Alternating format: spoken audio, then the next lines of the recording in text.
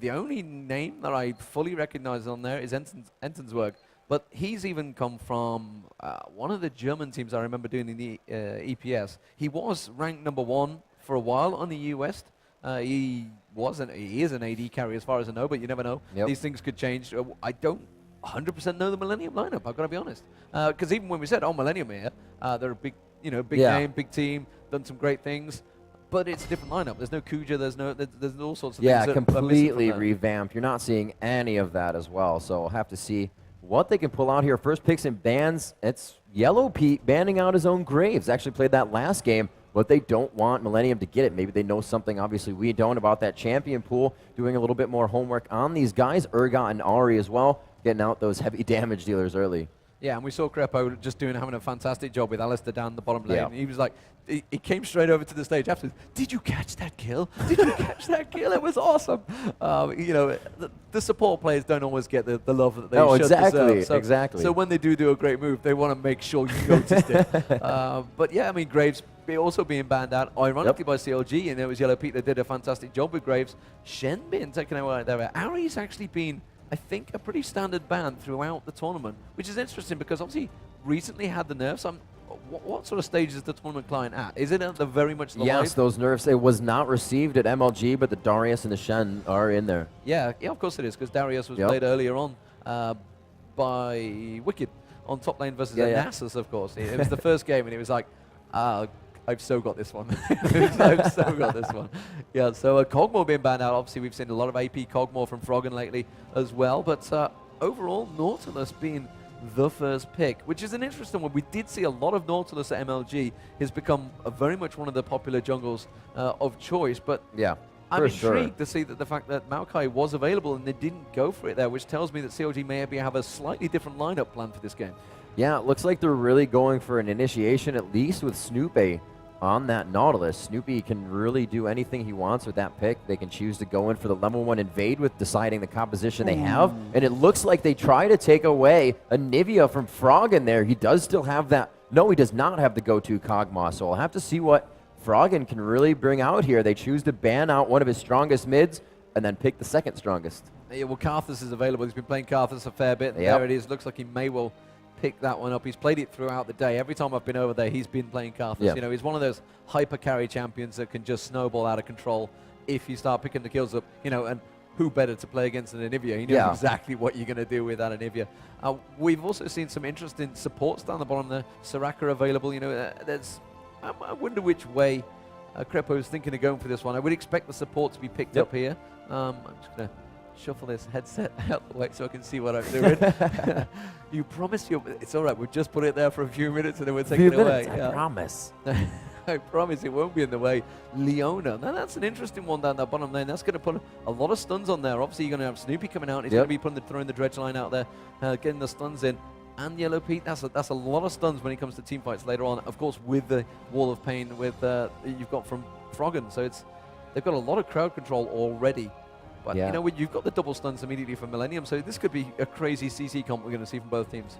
This is looking like the composition that we tried to see MIT bring out here. Made in Italy, they had a lot of tanks with a cannon in the middle. Now Froggen can still do damage with that Requiem, with his ultimate, and with that lay waste and everything he can do in an area of effect type of ability. But if CLG doesn't get that much more damage, which they still have AD to go for and their support, so they're going to definitely pick a high damage dealer. Probably a Corki, something of that aspect.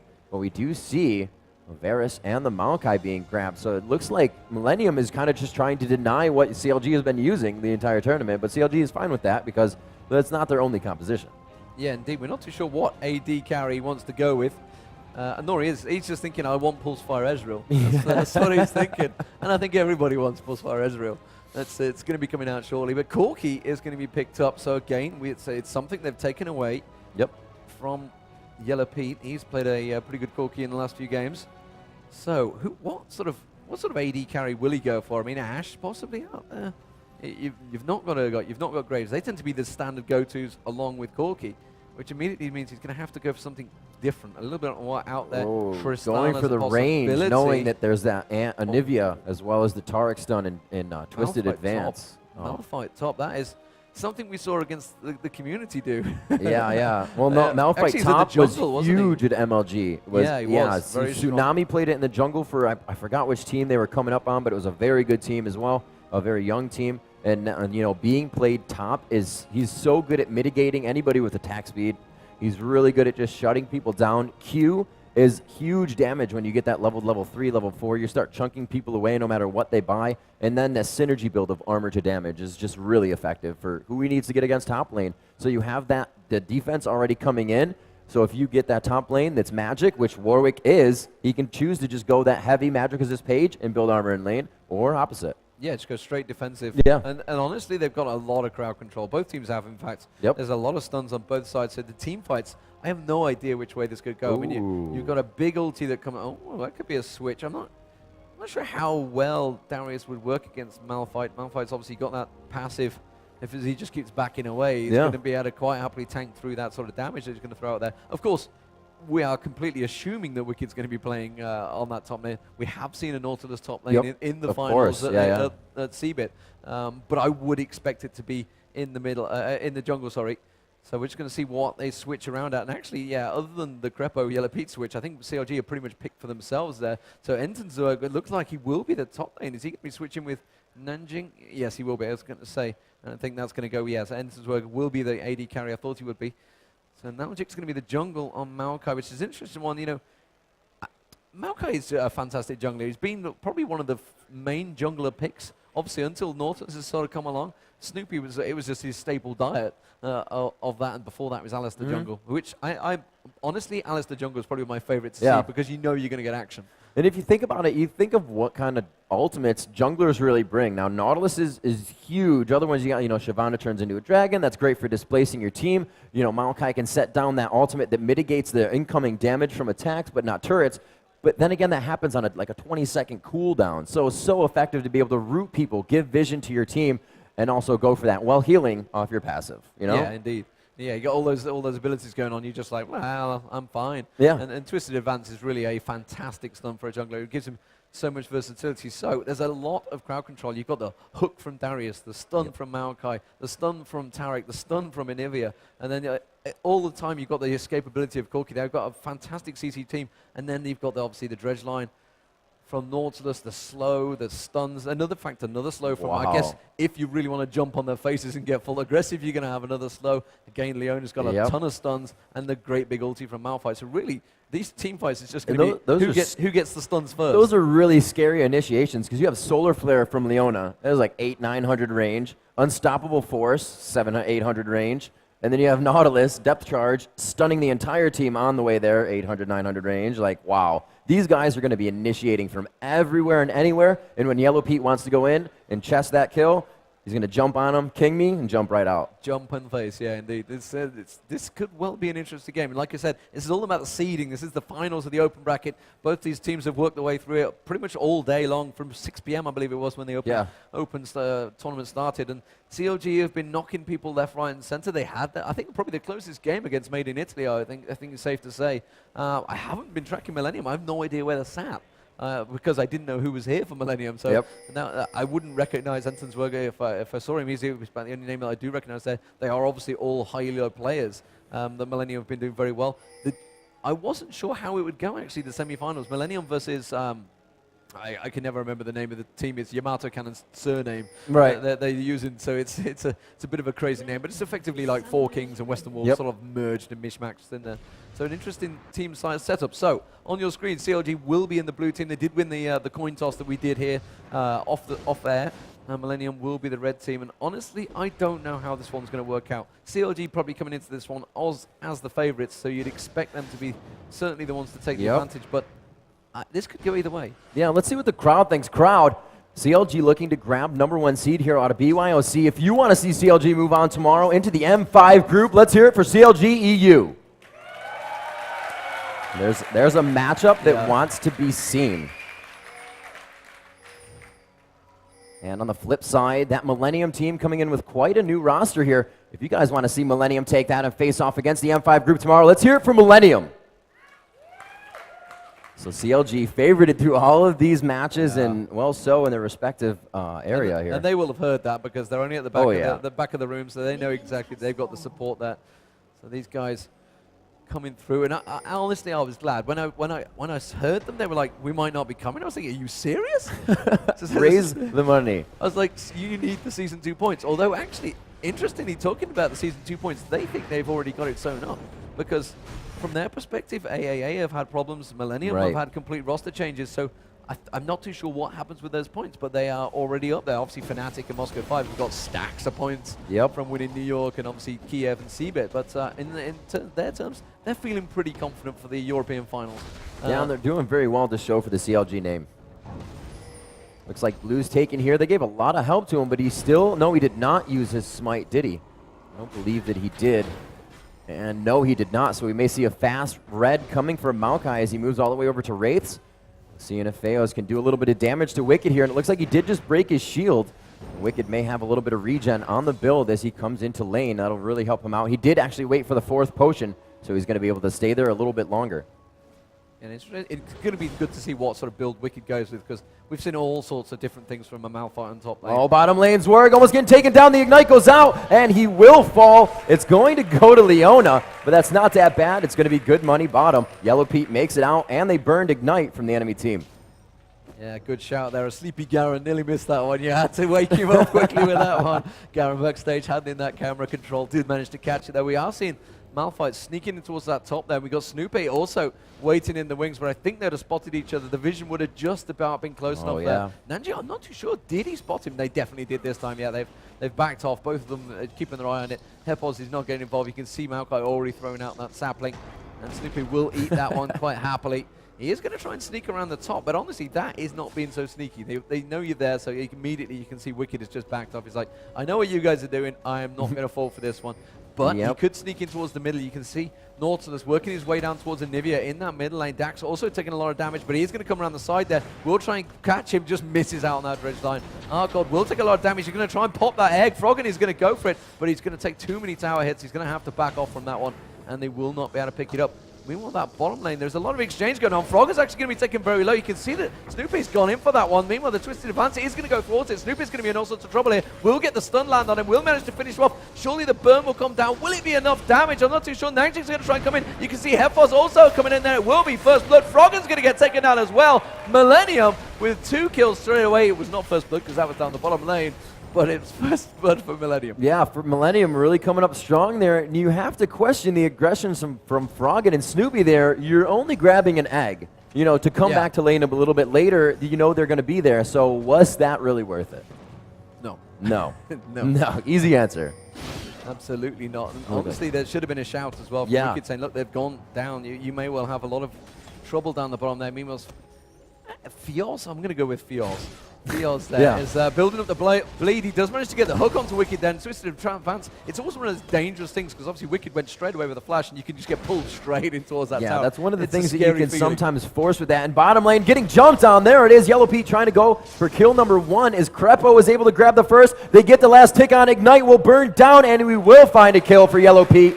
2-2 is the score at 5 minutes on the dot.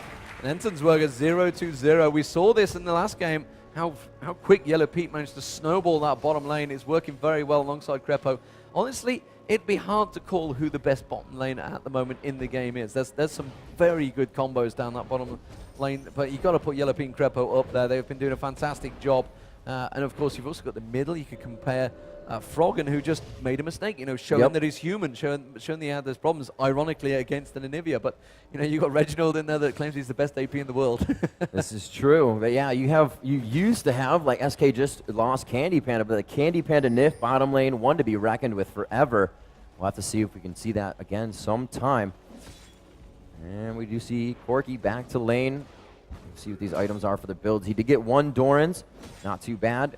Tristana getting 2 and already that Vampiric Scepter, so it's huge sustain coming from that lane, knowing that Leona can't throw out the heals. A very nice buy there by Tristana. Yellow Pete doing very well for himself, just figuring out the mechanics of that bottom lane, knowing that Tarek's going to be there for the stun. He needs that Dorans for the health. Twisted advance onto Wicked, and not really what they wanted. Arcane Smash did knock him back, but he was not be able to apprehend, and they just miss out on a good amount of damage. Wicked evading that, Level 5 looks like Karthus is 6, so we may see Requiem here to start a fight, but so is Anivia. Yeah, Malphite already tanking. You can see he's actually got the pink ward on him as well, and has gone for a little bit of AP. He's picked up in the Doran's ring, so he's going to be going that route. So those shards are going to start hurting sooner or later. Meanwhile, Yellow Pete's quite happy farming down that bottom lane. He's going to use the explosive shot, the passive that Yellow Pete gets on Tristana, and really can be a beast late on in terms of farming. So it's going to be very hard for Ensensberger, considering he's already 0-2, to keep up with Yellow Pete once he starts getting his farm on. Yeah, and I really like this aggression as well coming out at the side from Leona. Knowing that there's no wards below them or up top, she said, you know, they think I'm creeping in that bottom bush. Oh, it looks like Darius. Yes, Darius did go down as Wicked goes ahead and quickly aggresses. Dax now taking quite a bit of damage down bottom lane, trying to get out there. The Ignite and Tick is on from the dot. They are also going for Enton. Will they get him? No, it's going to be Maokai. Najee cannot get out of there in time. It does not get ticked on him. Snoopy just missing the anchor toss, and it looks like they may be able to finalize this kill. No, it did not crit from Tristana's shot. Both Najee and Enton making it out with a handful of HP. By the skin of their teeth, indeed, and they're going to have to back away from this one. They've got to be careful that their minion line doesn't get pushed heavily and they can just pile straight past that tower, and they have managed to both back off there. Meanwhile, in the mid there, Arkot trying to force Froggen back a little bit, but honestly, Froggen's just going to go back and picked himself up a nice free kill, as you can do, from that ulti. Arkot, well, he's going to start struggling, I think, against Crepo. He's going to have to start really pushing it. Crepo now just going back. Is he going to go for the Catalyst? He's got the Catalyst on there. Berserker Greed's been picked up as well by Tristana. Sorcerer's Boots actually picked up by Wicked in the top lane. So definitely going AP, no mess in there. Hasn't placed that pick ward actually. That vision ward that he picked up on the last buy trip has still kept it in his pocket. Has no need for it at the moment. Arkot will just pick up that blue buff. You can see CLG actually maneuvering a little bit here. So where is Leona going? Is it just going to simply be a ward? I think it's going to be a ward for Dragon. That's all he's doing.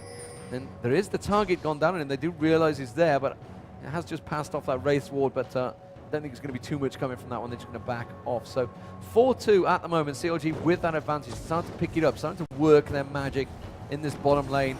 And the top lane has been fairly quiet between the two, but his Wicked, you know, he's only got what, a 1 CS advantage, so it's not a great advantage.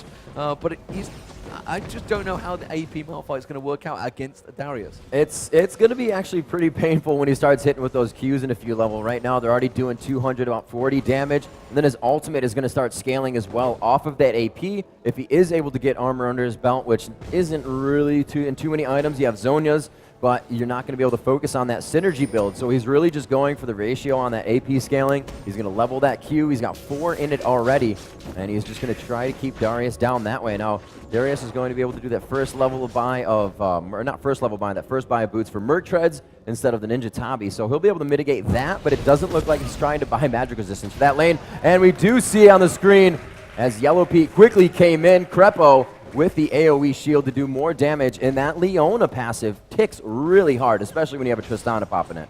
Yeah, absolutely popped there. Immediately Tristana just ulted him back, and it's just like, yeah, you've just lost half your health. You are going to go down very quickly, and that's going to trigger a dragon, surely. You can see that double Doran's and Vampiric Scepter on Tristana. 1-1 with the Berserker Greed. They're quite happy firing, and of course with that Carpus with the fire, it's going to be a very quick dragon as well.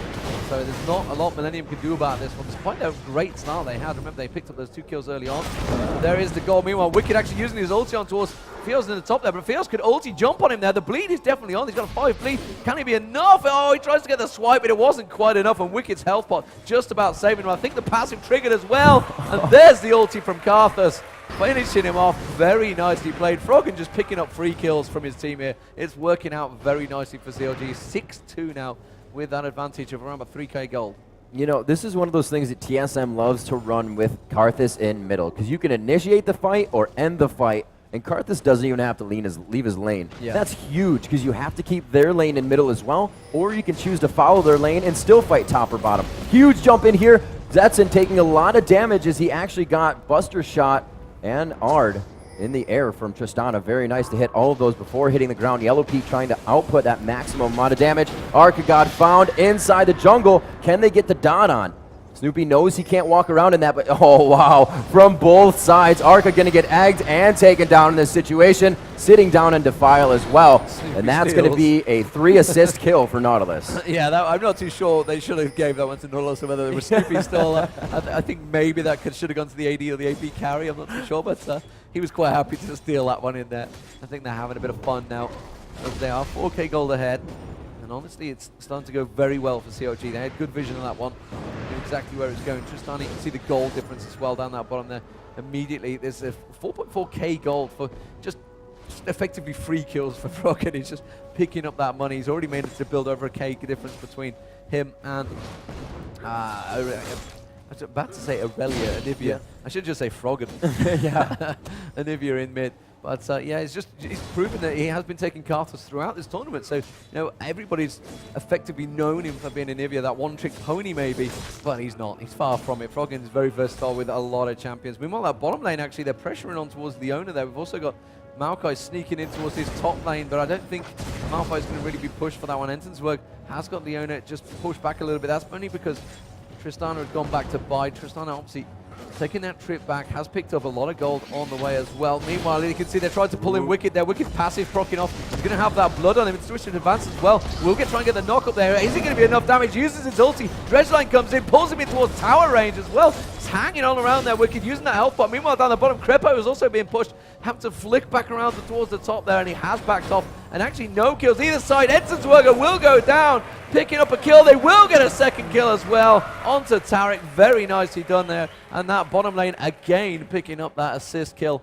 from Crepo. And Froggen. Froggen's just like feeding from nothing at the moment. Yeah, he's getting these from everywhere. Like I said, doesn't have to leave his lane, can start or end the fight if he wants to. And Enton almost made it out. He had 6 HP, and you just see Requiem come down. It's like Zillion putting a time bomb on. You're like, all right, great, make it happen. Oh, very nice. Arcane in the middle. He does not have Rebirth up, so this next hit will count. He has enough health to stay under the turret, but it looks like, oh, he jumps out of the tether. And Froggen coming up with 100 HP on the kill. And that tower was just about to launch his second shot, and he just flashed at the exact moment. Very nicely played from Froggen there. And they are starting to snowball. This is the danger that they have. 4-1-2 for Karthus, 3-0-4. And you can see that BF sword Bloodthirster possibly going to be built up by Tristan. I'm not too sure whether it's just going to go straight for a finish yet, since he's starting to get fed so heavily down that bottom lane. Corki is doing as much as he can to try and catch up, but just look at the item difference.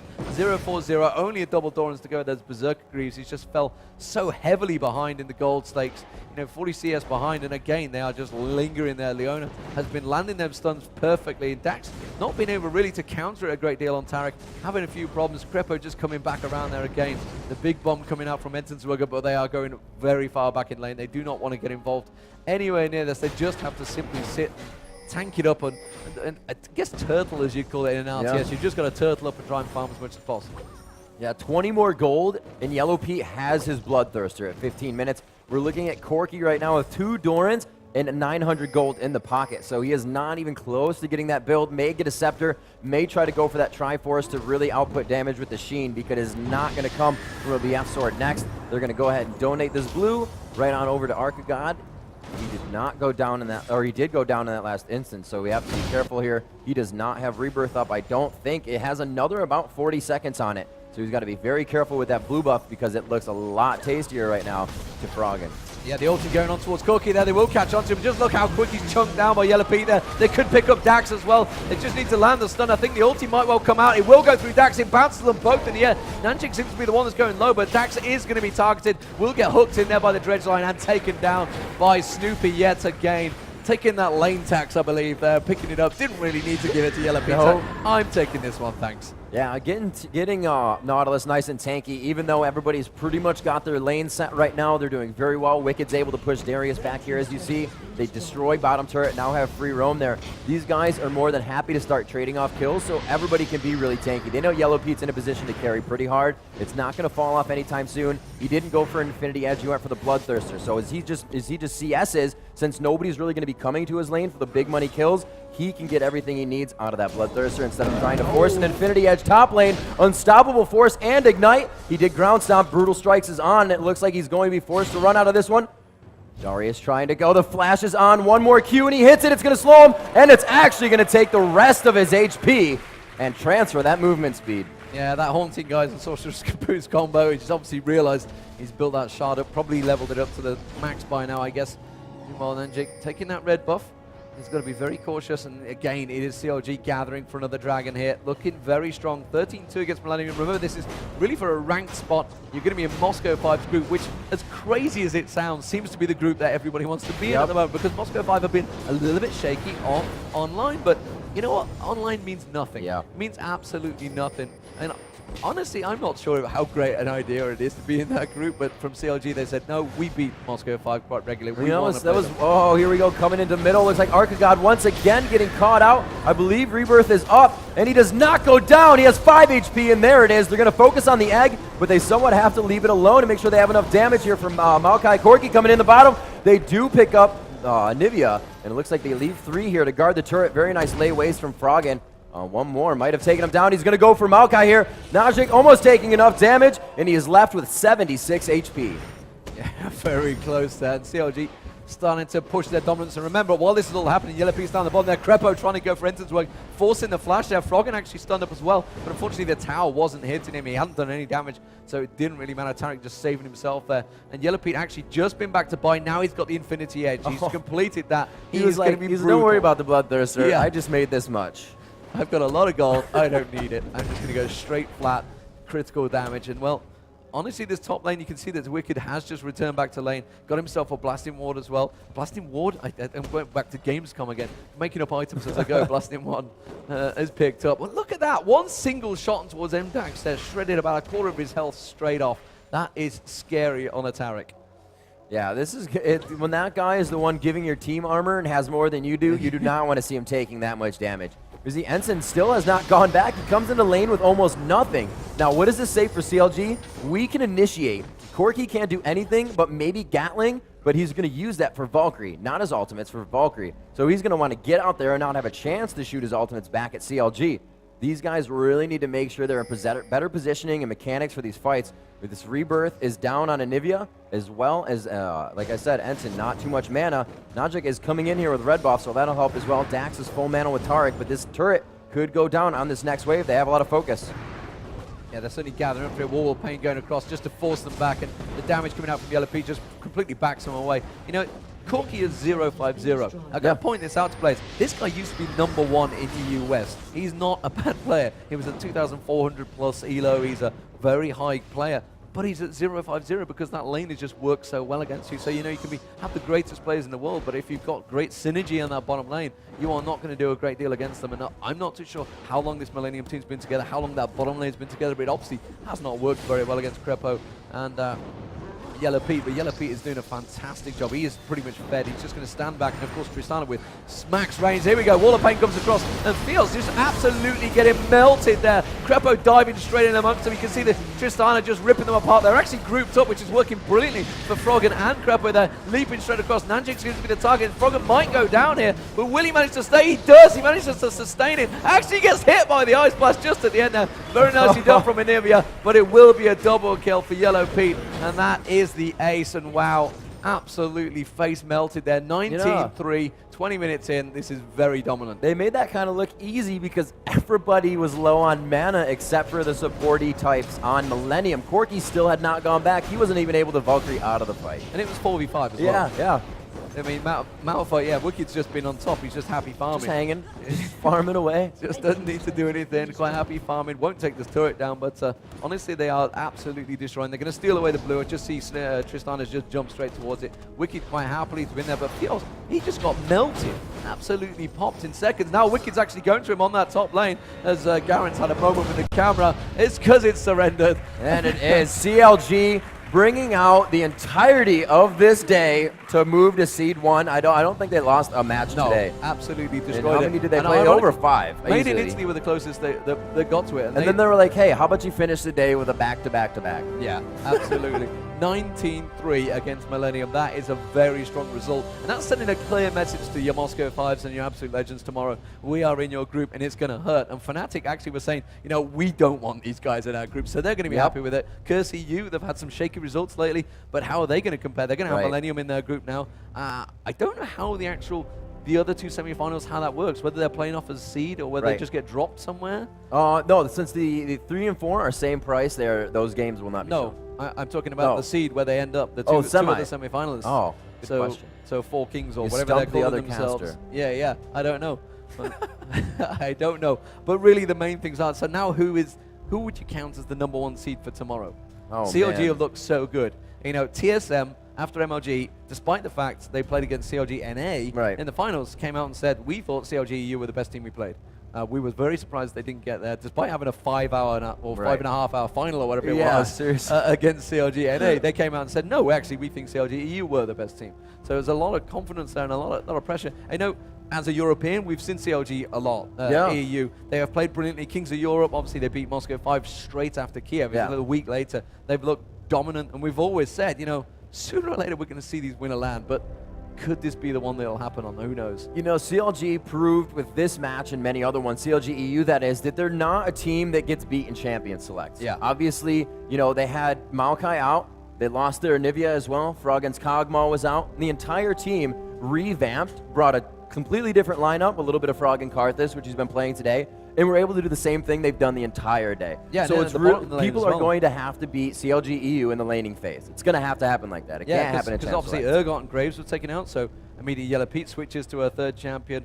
Froggen switched to a 3rd or 4th champion, actually went back to Karthus, but you know, Anivia, to like you say, there's so many champions banned away from them, but they're so versatile. They've got so many champions that they can play. Wicked, of course, on top lane, pulling out AP Malphite. Something we actually saw at MLG, I believe, as well, with that Haunting Guys. I'm pretty sure Dyrus was talking about the Haunting Guys. He's like, shh, it's secret. Yeah, it's like a few, like, since this past week or two, I haven't seen Haunting Guys in like half a year. And it's a great, I used to run it on Kennen all the time. It's such a great item. You're like, a little bit of HP, a little bit of pen boots. You're like, more magic pen. So much damage, and it really works. He was able to take down Darius and actually force him into he actually went for Mercs and then had to leave it up to building a Phage, which would probably go into Triforce or something else for himself, but he really couldn't mitigate damage. Ground Slam was armor damage, you know, attack damage, and then everything else was magic, and everybody kind of had to dual build a hybrid just to get away from that. Indeed. So tomorrow, 10 a.m. bright and early, guys. That is when it all kicks off. So we're going to have the 2 group stages going on. It will be happening all throughout the day. Of course, the semi-finals will be best of 3 and the finals, of course, as well. So some fantastic matches coming live from DreamHack here. But for now, Rivington, I think we're done for the night. I think a well-deserved sleep is on order. We are. This is Rivington III and D-Man saying good night from Leah Convention Center at DreamHack 2012.